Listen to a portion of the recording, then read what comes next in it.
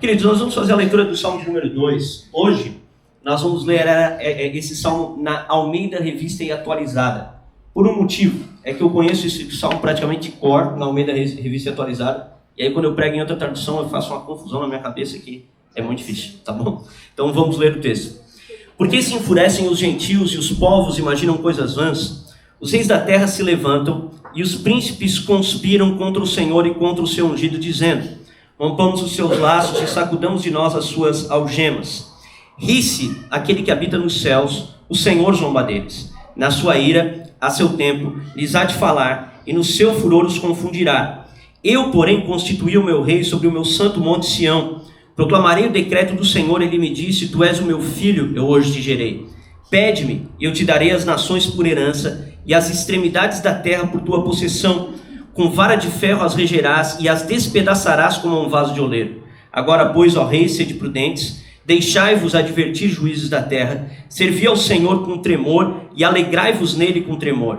Beijai o filho para que não se irrite, e não pereçais no caminho, porque dentro em pouco se lhe inflamará a ira. Bem-aventurados todos os que nele se refugiam. Amém? Nós começamos a expor os salmos no domingo de ceia passado, então no mês passado, e nós fizemos aqui a exposição do Salmo de número 1 naquela ocasião. E quando expusemos o Salmo de número 1, nós falamos a respeito de algumas curiosidades a respeito do livro de Salmos que precisam ser relembradas por nós para que a gente possa compreender melhor esse livro tão importante e para que a gente possa entender melhor também esse texto que nós estamos trabalhando, ok? A primeira coisa que a gente viu no culto de ceia passado, quando fizemos a exposição do Salmo 1, foi que o livro de Salmos, ele é um livro de cânticos do povo de Deus, ok? Então, no original hebraico, o título do livro de Salmos é livro de louvores. Então, esse livro ele foi escrito para ser cantado pelo povo de Deus na Antiga Aliança. Então, na Antiga Aliança, o povo de Deus cantava esses salmos. Não apenas na Antiga Aliança, a igreja também tem cantado os salmos ao longo da história, e eu penso que é uma coisa muito importante retomarmos o cântico dos salmos para que haja saúde na vida da igreja, né? Então, esse livro de Salmos ele é um livro de cânticos, ele é um livro de louvores, e ele dentro da sua estrutura, ele é composto de 150 salmos. Dentro da sua estrutura, a gente vai ter 5 livros, ok? Então, esses 150 capítulos que nós temos no livro de Salmos são divididos em 5 livros. Então, do Salmo 1 ao Salmo 49, nós temos o primeiro livro. Do Salmo 42 ao Salmo 72, nós temos um segundo livro. Do Salmo 73 ao Salmo 89, nós temos um terceiro livro. Do Salmo 90 ao 106, nós temos um quarto livro. E do Salmo 107 ao Salmo 150, nós temos então um quinto livro. Esse livro de Salmos também ele é composto por vários autores. Nós vamos ter entre os autores dos Salmos Davi, Salomão, Moisés, os filhos de Corá, Asaf, Etã e alguns autores desconhecidos, alguns salmos que têm autores desconhecidos, ok? O maior autor do livro de Salmos é com certeza Davi, ele compôs 73 salmos, beleza? O livro de Salmos também é escrito num formato de poesia hebraica. Então, dentro da poesia hebraica, você não tem uma estrutura de rimas como nós temos na poesia ocidental atual. Então, na poesia ocidental atual, a gente fala uma palavra, a gente forma uma frase, a segunda frase, então, tem que rimar com a primeira frase.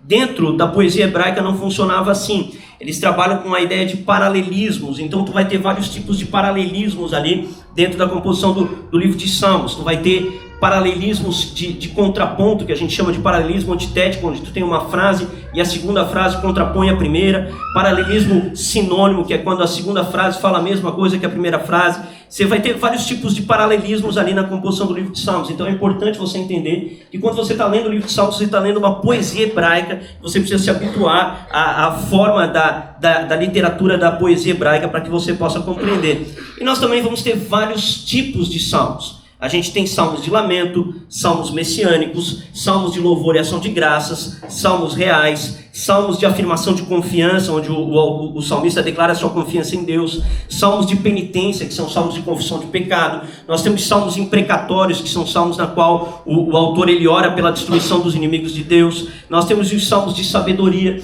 Então tudo isso são salmos que compõem ali, estilos de salmos que compõem o livro de Salmos. E no culto passado, então, quando nós fizemos a exposição do Salmo 1, nós vimos que aquele salmo era um salmo de sabedoria. Ele era um salmo que dava um conselho de sabedoria para o povo de Deus, ok? Esse salmo de número 2, ele já é diferente.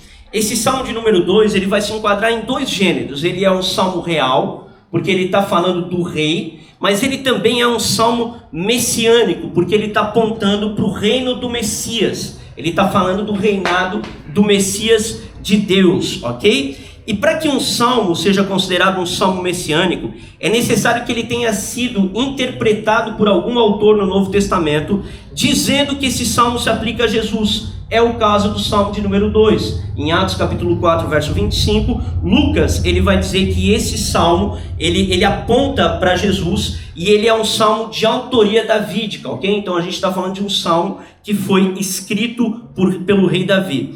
Esse salmo, dentro do seu contexto original, a gente já vai entrar no salmo propriamente dito, mas é importante entender isso aqui, tá bom? Esse salmo, dentro do seu contexto original, ele provavelmente foi escrito quando Davi havia sido ungido rei sobre Israel. O evento aqui é 2 Samuel capítulo 5, do verso 17 a 25. Assim que Davi é ungido rei sobre Israel, ele toma Jerusalém, a cidade de Davi, e depois de tomar Jerusalém, a cidade de Davi, nós vamos ter uma conspiração dos filisteus para tentar derrubar Davi do trono. Então esse salmo é escrito por Davi dentro desse contexto. Ele vai falar da conspiração dos povos gentios para derrubar o rei ungido por Deus. Então ele escreve dentro desse contexto. Agora, é impossível, gente, a gente olhar para o salmo de número 2 e a gente ver só Davi aqui.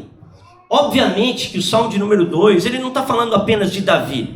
Ele está falando do rei que havia sido prometido e que reinaria sobre todas as nações da terra. Ele está falando do reino messiânico do nosso Senhor Jesus Cristo. Esse salmo de número 2 fala do verdadeiro filho de Davi, do descendente de Davi, que reinaria para sempre e que estabeleceria o reino de Deus sobre a terra, ok? Então esse salmo é um salmo messiânico. E a gente vai dividir esse salmo em 4 blocos. Verso 1 ao verso 3. A gente vai falar da conspiração dos poderosos da terra. Então nós vamos ter aqui uma voz, a voz dos pagãos.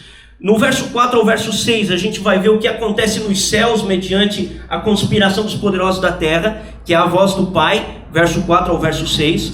No terceiro bloco, que é do verso 7 ao verso 9, nós vamos ter a voz do rei, a declaração do rei, que é a voz do Filho de Deus, ok? E do verso 10 ao verso 12, nós vamos ter uma voz chamando o povo ao arrependimento e a servir a esse rei que foi ungido por Deus. Então a gente vai dividir esse salmo desse modo, 4 blocos, beleza? Então o primeiro bloco, do verso 1 ao verso 3, a conspiração dos poderosos, a voz dos pagãos. Fala assim o texto: por que se enfurecem os gentios e os povos imaginam coisas vãs?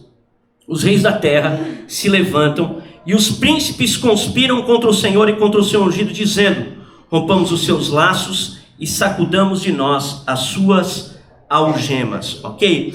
Nesse primeiro bloco, Davi, aqui o autor original do salmo, ele está espantado, ele está estupefado com a atitude dos povos pagãos ao conspirarem contra Deus e contra o seu ungido, contra o rei escolhido por Deus. Precisamos lembrar que o contexto original aqui, então, é a unção de Davi, 2 Samuel capítulo 5, do verso 17 em diante. Davi havia sido ungido rei sobre Israel, havia tomado a cidade de Jerusalém, mas os filisteus agora querem derrubar Davi, querem derrubar o reinado do ungido de Deus, daquele que havia sido escolhido por Deus para governar. E Davi, ele está estupefado, ele está admirado com essa atitude. Por que ele está admirado com essa atitude? Não é porque ele está com medo dos pagãos, ele não está com medo dos povos imaginando coisas vãs, ele não está com medo da conspiração desses homens todos poderosos. Ele tá estupefado porque ele percebe uma grande tolice na atitude desses homens. Os homens pensam que podem depor Deus do seu trono. Os homens pensam que podem conspirar contra Deus. Os homens pensam que podem se levantar contra o Todo-Poderoso. É essa a atitude de espanto de Davi. Davi está olhando e ele está dizendo: esses homens são tolos. Esses homens estão querendo se levantar não contra mim, que fui ungido rei sobre Israel, mas estão querendo se levantar contra Deus, que escolheu a mim para que reinasse sobre Israel. Então Davi está extremamente admirado com essa atitude desses homens que querem, segundo o verso 3, se libertar do domínio de Deus. Olha o que fala o verso 3, ele fala assim, ó, isso é os pagãos falando, os povos, né? rompamos os seus laços e sacudamos de nós as suas algemas. Então, esses homens ímpios, esses homens que não conhecem ao Senhor, eles estão querendo se libertar do domínio de Deus. Eles estão querendo se libertar do domínio do Todo-Poderoso. Eles querem encontrar uma liberdade fora do domínio de Deus. E não existe liberdade fora do domínio de Deus. Não há como fugir do domínio do Todo-Poderoso. É por isso que Davi está espantado aqui. Davi, ele está estupefado, ele está olhando, ele está falando homens tolos. Esses homens pensam que podem conspirar contra Deus. Pensam que podem derrubar Deus do seu trono. Pensam que podem assumir o domínio e o governo da terra. Mas Deus já estabeleceu o seu rei. A gente vai ler logo na sequência do Salmo, ok? Então, no contexto original, Davi está estupefado com essa conspiração, querendo derrubá-lo e depô-lo do trono. Mas essa conspiração que os filisteus estavam fazendo ali naquele momento, ela é apenas uma expressão de uma conspiração maior que existe desde a queda do homem em Adão. Desde que o homem foi formado e Satanás conspirou contra Deus, levando à queda, os homens têm conspirado contra o Senhor. Os homens têm tentado depor Deus do trono. Qual foi a tentação de Satanás sobre Eva? A tentação era para que eles fossem como Deus. Eles queriam depor Deus do seu trono. Eles não queriam que Deus reinasse sobre eles. Então, desde que a humanidade foi criada e Satanás estabeleceu ali a primeira tentação, os homens têm tentado depor Deus do trono. Os homens têm tentado conspirar contra Deus. Eles fizeram isso no Jardim do Éden. Essa conspiração foi abraçada por Adão e por sua prole. Ela foi promulgada por Lameque, o sétimo, depois de Caim, a quem se tornou um duplo homicida. Ela foi ampliada por Nimrod, por meio de Babel. E ela foi expressa de maneira máxima na crucificação de Jesus Cristo, quando os homens se colocaram contra o verdadeiro ungido de Deus. Abre comigo Atos capítulo 4, do verso 24 ao 28, por favor.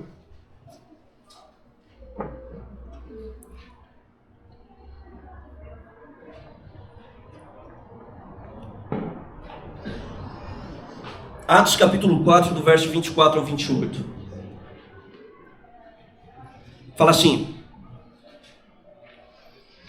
ouvindo isso, levantaram a voz a Deus e disseram, só para entender o contexto, os discípulos haviam pregado, Atos capítulo 2, o Espírito havia descido, pessoas haviam se convertido, e agora os judeus estavam conspirando contra os discípulos mais uma vez. Haviam prendido os discípulos, e os discípulos agora vão orar a Deus. E eles oram a Deus e falam assim: Tu, soberano Senhor, que fizeste o céu, a terra, o mar e tudo que neles há, que disseste por intermédio do Espírito Santo por boca de Davi, nosso pai, teu servo, por que se enfurecem os gentios e os povos imaginam coisas vãs? Ele está citando o Salmo 2 aqui, ok? O Salmo 2 é citado 18 vezes no Novo Testamento, beleza? Ele está citando aqui o Salmo 2. Por que se enfurecem os gentios e os povos imaginam coisas vãs? Levantaram-se os reis da terra e as autoridades ajuntaram-se a uma contra o Senhor e contra o seu ungido.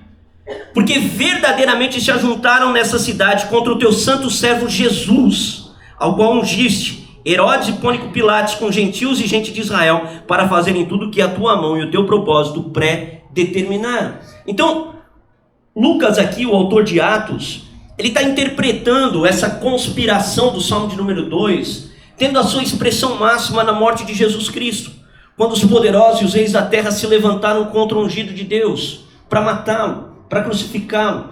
E essa é a realidade que tem permeado a história. A história é uma história de conspirações de homens contra Deus. Os homens não aceitam Deus reinando, não aceitam Deus governando. Lucas 19:14 fala o seguinte: mas os seus concidadãos o odiavam e enviaram após ele uma embaixada dizendo: não queremos que este reine sobre nós. Lucas capítulo 19, verso 14, é a parábola das minas, ok? Então nós temos a parábola das minas aqui. E nessa parábola das minas, ele fala a respeito de servos que receberam da parte de Deus algumas coisas para que administrassem.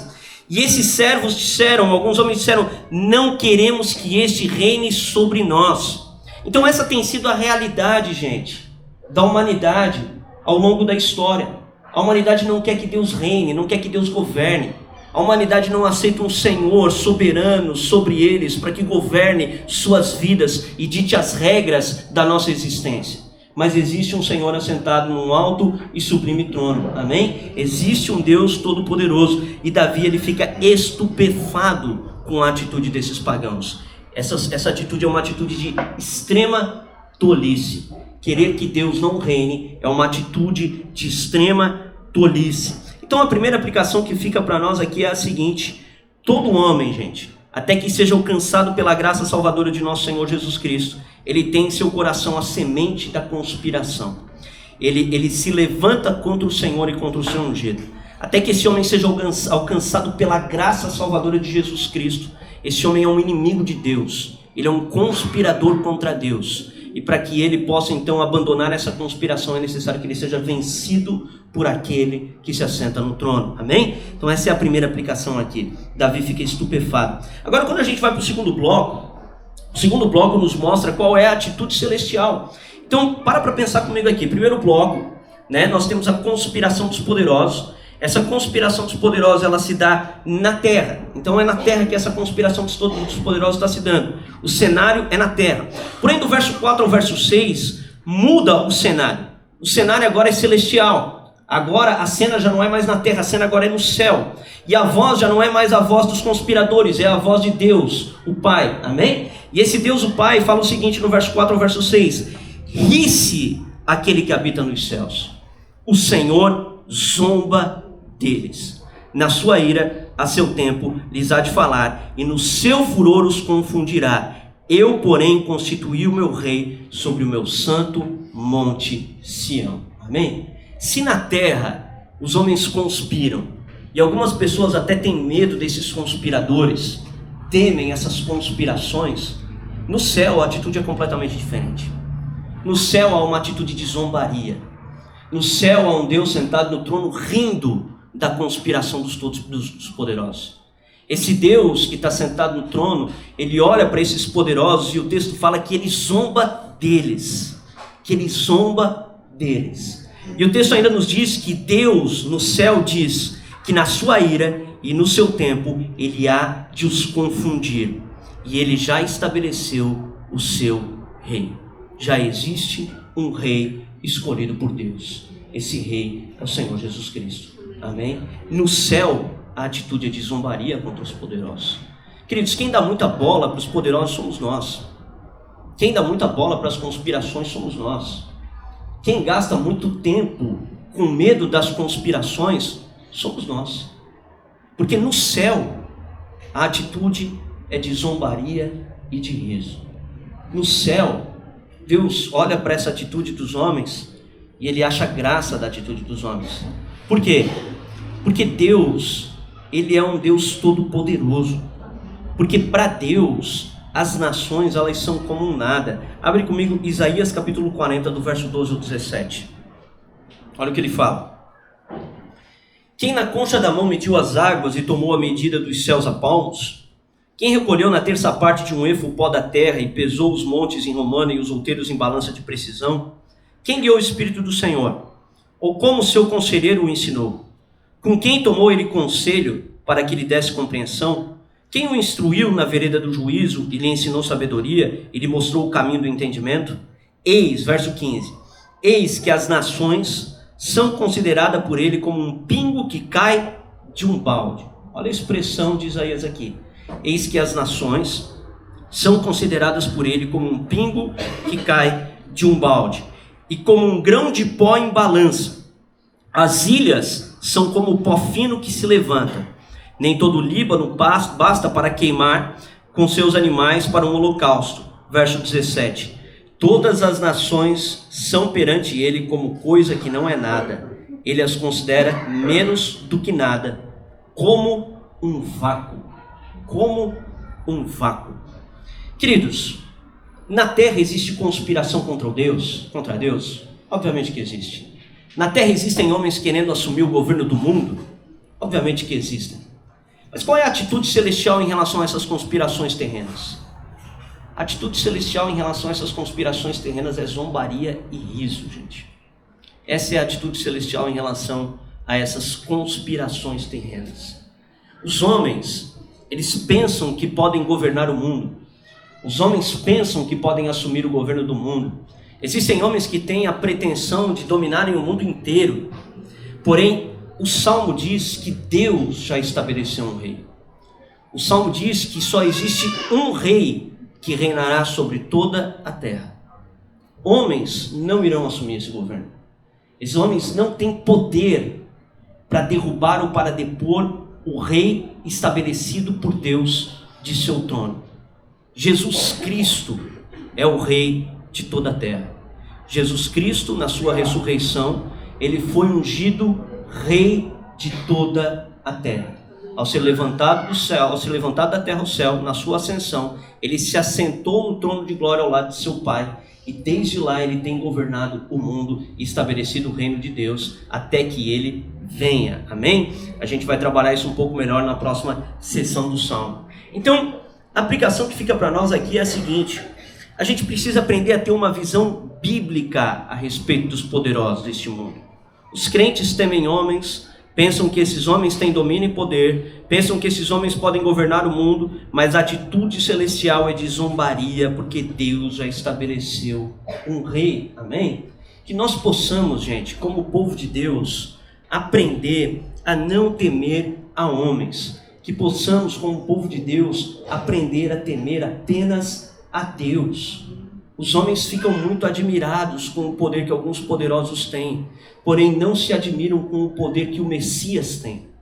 O Messias, o Rei Todo-Poderoso, é aquele que tem domínio e autoridade. A gente já vai ver isso quando a gente trabalhar aqui a grande comissão. Ele é aquele que tem domínio e autoridade. Não são os reis da terra, não são os homens que governam esse mundo que têm o domínio e a autoridade. Quem tem o domínio e a autoridade é o Messias. E a gente vê isso no bloco 3, olha só, a declaração do rei, a voz do filho, verso 7 ao verso 9. Proclamarei o decreto do Senhor, agora é o filho, agora é o rei falando, né? Então veja que o segundo bloco encerrou com Deus zombando, rindo deles, ok? Deus zomba e ri deles, fala que na sua ira e a seu tempo há de confundi-los. Aqui uma outra aplicação, gente. A maldição está debaixo, a humanidade está debaixo da maldição de Babel.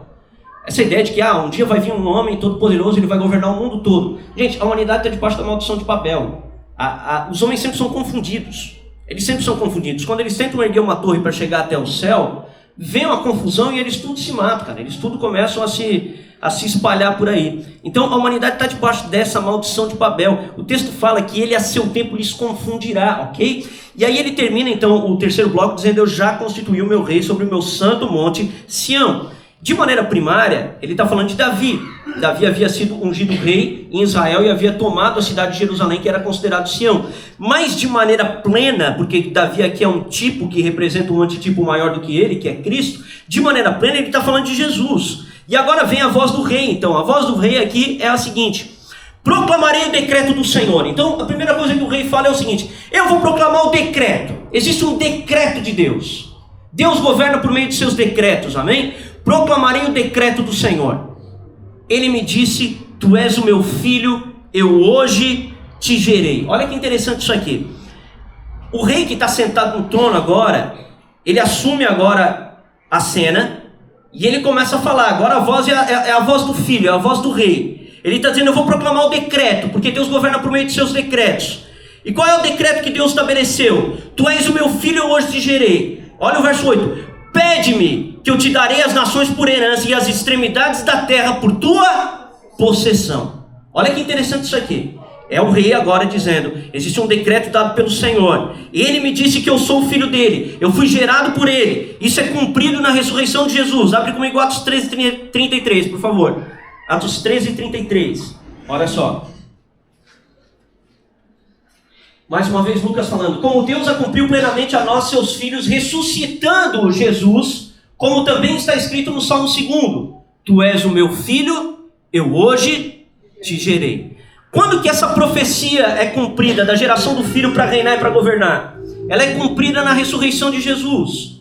Jesus é o eterno Filho de Deus, ok? Porém, ele assume o domínio e a autoridade para governar por meio da sua morte, ressurreição e ascensão. A sua obra é uma obra que lhe dá autoridade e domínio. Por meio de sua humilhação, ele recebe a exaltação. Lembra que os humilhados serão exaltados? Cristo é aquele que se humilha de maneira plena e ele agora é exaltado nas maiores alturas. Ele agora é o Filho de Deus que recebeu o trono de Deus por herança. E esse pai que colocou ele no trono disse para ele o seguinte: pede-me, meu filho, porque eu vou te dar as nações por herança, e os confins da terra serão dados a ti por tua possessão, ok? Então o texto nos mostra que o decreto de Deus é o decreto do reinado do Filho de Deus, que governará as nações da terra, que receberá as nações da terra por herança. Verso 9, com vara de ferro as regerás e as despedaçarás como um vaso do oleiro. Então esse Filho de Deus que se assentou no trono, ele tem poder para depor os todo-poderosos, e ele tem poder para ele assumir o governo das nações, e não mais esses poderosos. Então a estrutura bíblica é essa. A estrutura do Salmo aqui é uma estrutura da construção do reino de Deus. Cristo, por meio de sua ressurreição, sentou no trono de Davi e assumiu o governo de toda a terra, e ele está agora estabelecendo o reino de Deus sobre a terra. O pai disse para ele: pede-me, meu filho, que eu vou te dar as nações por herança. E o filho pediu essas nações. Como que nós sabemos que o filho pediu essas nações? Por duas circunstâncias. Primeiro, quando Jesus ele andou na terra, ele foi tentado por Satanás, ok? Mateus capítulo 4, Lucas capítulo 4, ele é tentado por Satanás. Qual é a tentação de Satanás a Jesus? Te darei as nações da terra se prostrar, tu me adorar. Jesus recusou. Ele disse: não, adorar eu vou adorar só ao Pai. Mas não é que Jesus recusou o domínio das nações. Jesus recusou a adoração a Satanás para ter o domínio das nações. Ele dominaria as nações por sua obra. A sua obra daria para ele o domínio das nações. E como que nós sabemos disso? Porque ele esmaga Satanás na cruz. A Bíblia é muito clara em nos falar que Cristo esmagou, destronou principados e potestades na cruz, por meio da sua ressurreição. E Jesus, em Mateus 28, abre comigo, Mateus 28, verso 18 ao 20, fala o seguinte. Olha só. Jesus aproximando-se falou-lhes. Quando que é isso aqui, gente? Depois da ressurreição, ok? Jesus havia ressuscitado, havia vencido a morte, havia vencido o diabo, havia vencido o pecado, e agora ele seria assunto aos céus. Quando ele fosse assunto aos céus, ele se assentaria no trono de seu Pai para ser coroado de glória, como o Salmo 2 está escrevendo para nós. Só que antes dele ir assunto aos céus, e antes dele se assentar no trono, ele fala o seguinte para os seus discípulos.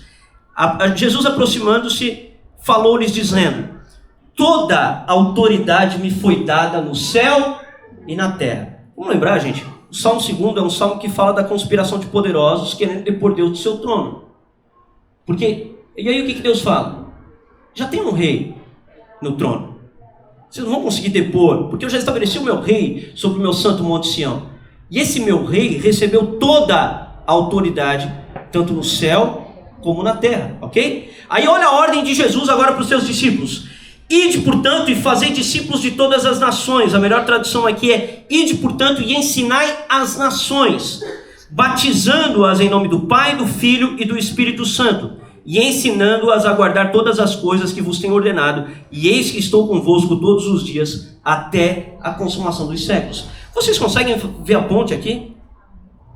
Salmo 2. Proclamarei o decreto do Senhor. Tu és o meu filho, eu hoje te gerei. O pai olha para o filho e diz: pede-me, que eu te darei as nações por herança. O filho olha para Satanás e fala: não vou te adorar, eu vou tomar de ti as nações. O filho agora ressuscita, olha para os discípulos e fala para eles: vão e conquistem para mim aquilo que é a minha herança. As nações são a herança de Cristo Jesus. As nações são a possessão de Jesus Cristo. Jesus Cristo é um rei conquistador. Jesus Cristo é um rei conquistador. Ele está marchando, ele está pelejando, ele tem na sua boca a sua espada afiada, e ele está, por meio da sua espada afiada, destronando principados e potestades, destronando poderosos, pregando o evangelho e estabelecendo o reino de Deus sobre a terra, ok? Então a Bíblia, gente, ela nos mostra em muitos textos esse domínio do Filho de Deus que viria sobre o mundo.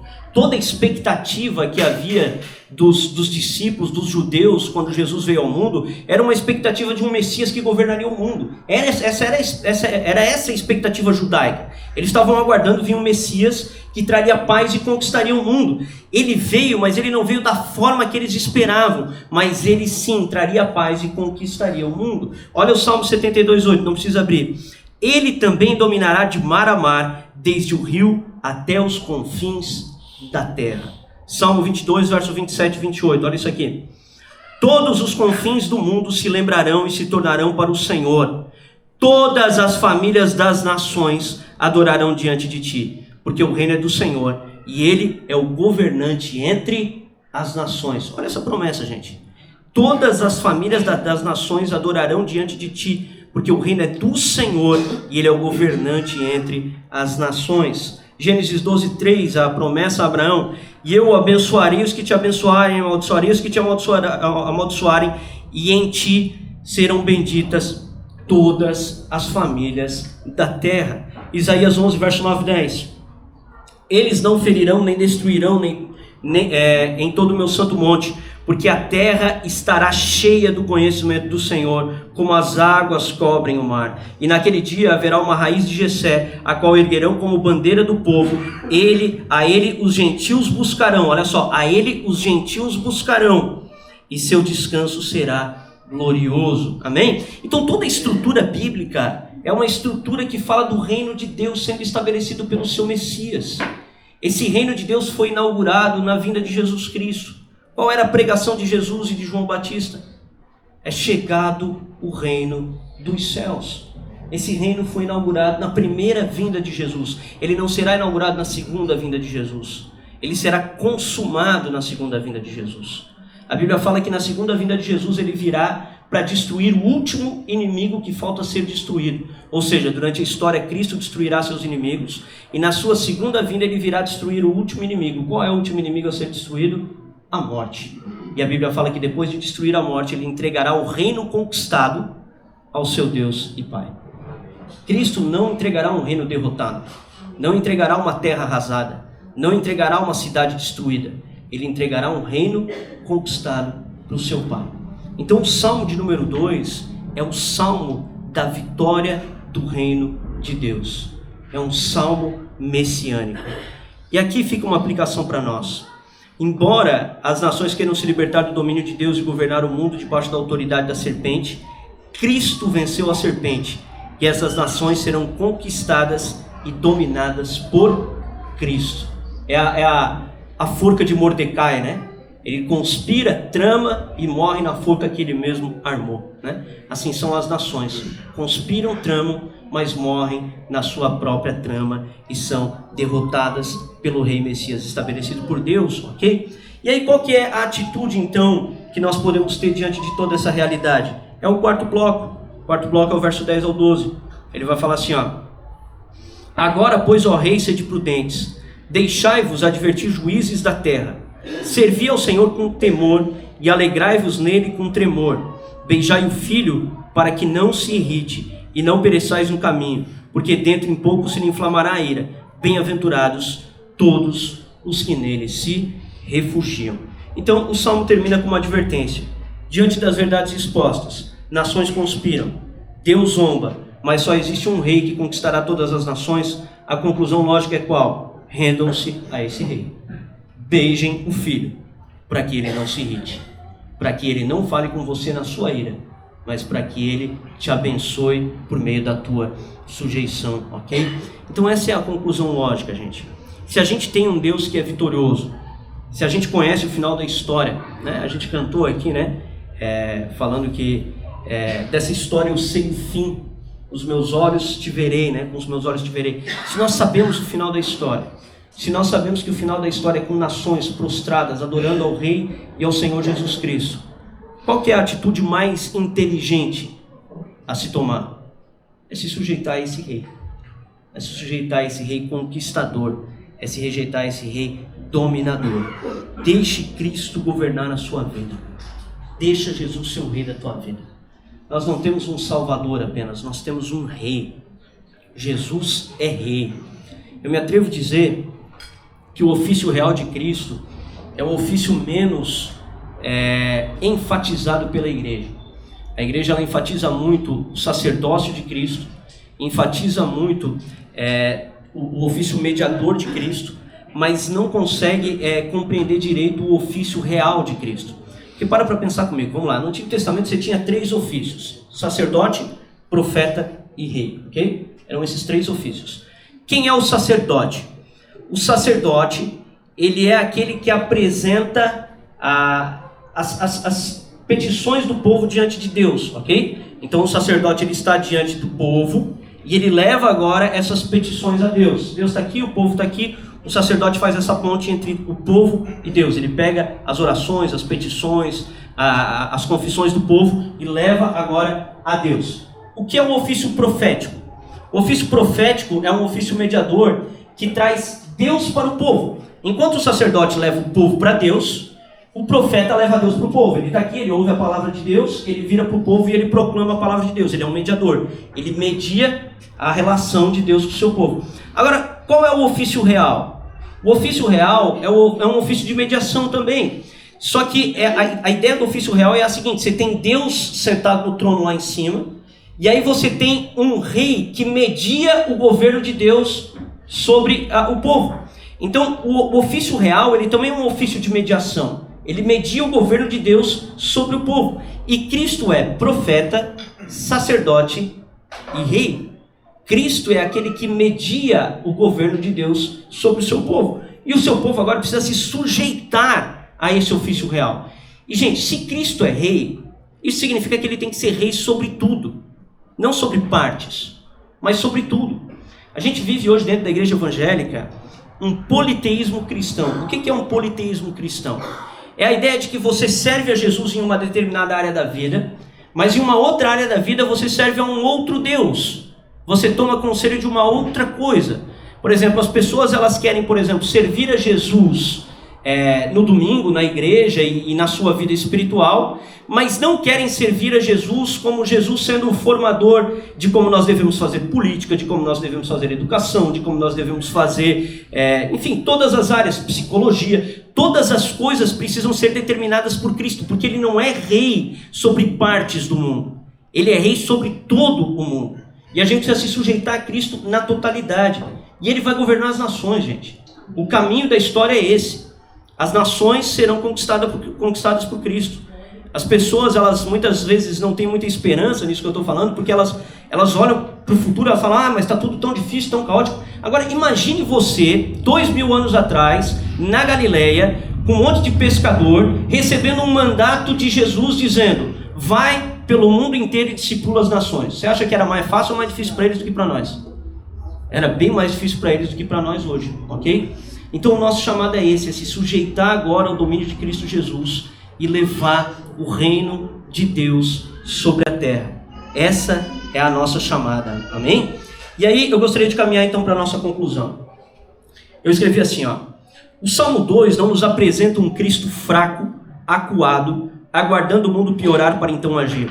Ele nos apresenta um rei já estabelecido pelo Pai, diante de quem as nações são convocadas a se render. A história não caminha para o triunfo final da rebelião, mas para a manifestação progressiva do domínio do Filho de Deus. Deixe que essa verdade domine o seu coração. Abandone o temor de homens, não tema as conspirações, tema somente a Deus. Amém? Tema somente a Deus. Abandone o temor de homens, não tema as conspirações e tema somente a Deus. E para a gente encerrar esse culto, eu gostaria que nós pudéssemos ler o texto de Lucas capítulo 12, verso 32. Mas eu gostaria que nós pudéssemos ler como igreja juntos e de pé, por favor. Eu gostaria de convidá-los a se colocar de pé. Eu gostaria que todos nós pudéssemos ler juntos o texto de Lucas capítulo 12, versículo 32.